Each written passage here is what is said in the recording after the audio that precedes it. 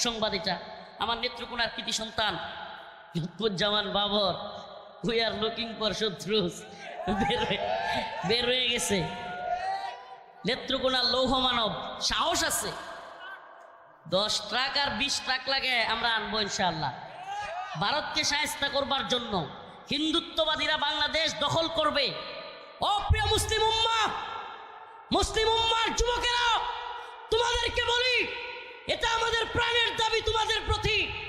যদি বাংলাদেশকে দখল করা তো দূরের কথা, হিন্দুত্ববাদীদের চোখ যদি এদেশের ভূখণ্ডের উপর পড়ে, হিন্দুত্ববাদীদের বিরুদ্ধে দাঁত ভাঙা জবাব দেওয়ার জন্য তৈরি আছো তো ইনশাআল্লাহ? তৈরি আছো তো ইনশাআল্লাহ?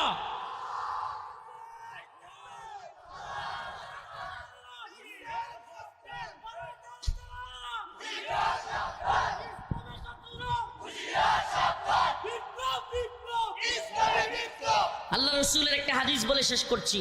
ইসাবাতানে মিন উম্মতি, ইসাবাতানে মিন উম্মতি আহরাজাহুম আল্লাহু মিনান নার, ইসাবাতুন তাগজুল হিন্দা ওয়া ইসাবাতু মা ঈসা ইবনে মারইয়াম। সুবহানাল্লাহি ওয়া বিহামদিহি। আল্লাহ রাসূল বলেছেন, এটা অস্বীকার করবার সুযোগ নাই। কেন নাই? কারণ এমন এক ব্যক্তি বলেছেন যার 2 ঠোঁটের মাঝখান দিয়া জীবনে কোনোদিন মিথ্যা বের হয়নি। সুবহানাল্লাহ। এটা শুধু আমরা স্বীকার করি না, মক্কার কাফের মুশরিকরা পর্যন্ত এ কথা স্বীকার করত।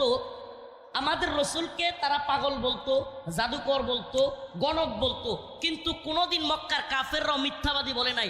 আমার সেই রসুল বলেছেন, ইসাবাতানে মিন উম্মতি আখরাজাহুম আল্লাহু মিনান নার, ইসাবাতুন তাগজুল হিন্দা ওয়া ইসাবাতু মা ঈসা ইবনে মারইয়াম। আমার উম্মতের 2টা দলের সাথে যুদ্ধ হবে, আর এই 2টা দল আমি তাদেরকে জাহান্নাম থেকে মুক্তি ঘোষণা দিলাম।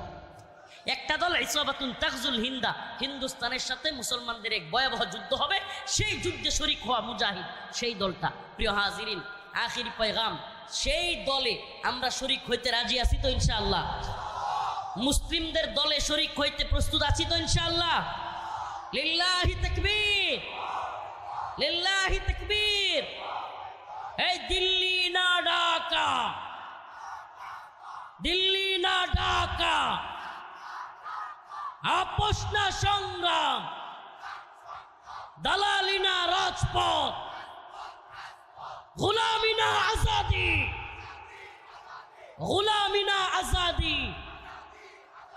নাসরুম মিনাল্লাহ ওয়া ফাতহুন করিব। আখিরি পয়গাম, আমাদের এই বিপ্লব আসলো, 70 থেকে 80 জন মাদ্রাসার ছাত্র জীবন দিল, কত তালিবুল ইলম জীবন দিল। যেহেতু ভাই পাশে, এই কথাটা শুধু বলে শেষ করি।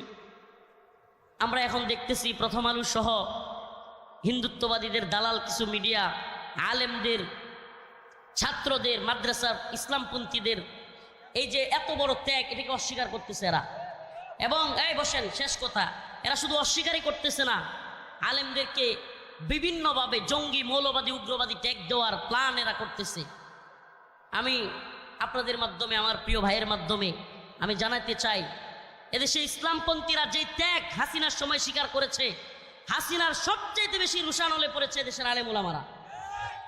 আমি নিজে ব্যক্তিগতভাবে, আমি আমার কথা বলি, আল্লাহ মাফ করুক, আমার ব্যক্তিগত জাহির করার জন্য এইগুলো বলতেছি না, কিন্তু আমি আমার কথা বলি। প্রায় 32 মাস জেল কাটছি, 32 মাস, প্রায় 3 বছর, 26 দিনের মতো রিমান্ডে ছিলাম। আমার উপর দিয়া সকল আলেমদের প্রথমে তো আমাকে ধরছে। এমন কোনো নির্যাতন নাই যেটা করে নাই। নির্যাতনের স্টিম রোলার বড় লম্বা, তারপরও বের হইয়া চুপ থাকি নাই কখনো।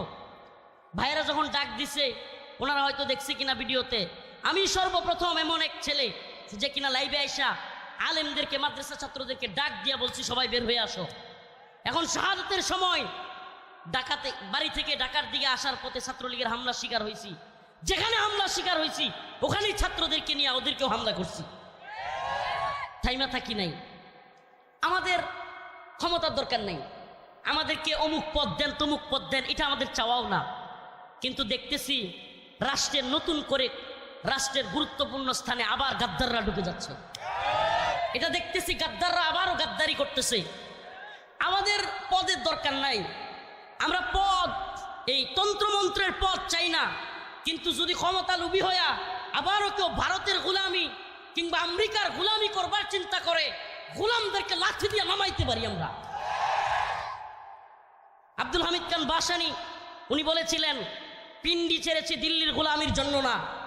আমরা তো বলি পিন্ডি ছেড়েছি, দিল্লি ছেড়েছি, ওয়াশিংটনের গোলামির জন্য না। আমরা আল্লাহর গোলামিতে বিশ্বাসী। নতুন করে কেউ আমাদের সাথে গাদ্দারি করবে, মুনাফিকি করবে, এদেশে ইসলামপন্থীদের অবদানকে অস্বীকার করবে, আমরা চুপ থাকবো না, আমরা চুপ থাকবো না। অতএব আপনাদের প্রতি আমাদের বিনীত অনুরোধ থাকবে, এদেশে ইসলামপন্থীরা আপনাদেরকে ভালোবাসে। বলেন না, বন্যায়, দুর্যোগে, দুর্বিপাকে সবার আগে কারা আপনাদের পাশে দাঁড়ায়? সত্যি বলবেন। এ আলেমরা পাশে দাঁড়ায়। সারা দেশে আলেমরা মানুষের ঘরে ঘরে ত্রাণ, ঘরে ঘরে টাকা পয়সা পৌঁছায় দেয়।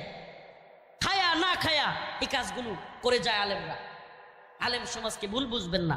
আলেমদের সবাই ভালো এটাও বলছি না, সবাই খারাপ তাও তো না, কিন্তু আলেমবিহীন সমাজ কখনোই কল্পনাও করা যায় না। আলেমবিহীন সমাজ যেন ইসলামবিহীন সমাজ। কেননা আলেমদের ছাড়া আপনি মাসালা মাসাইল ফতুয়া কার থেকে নেবেন?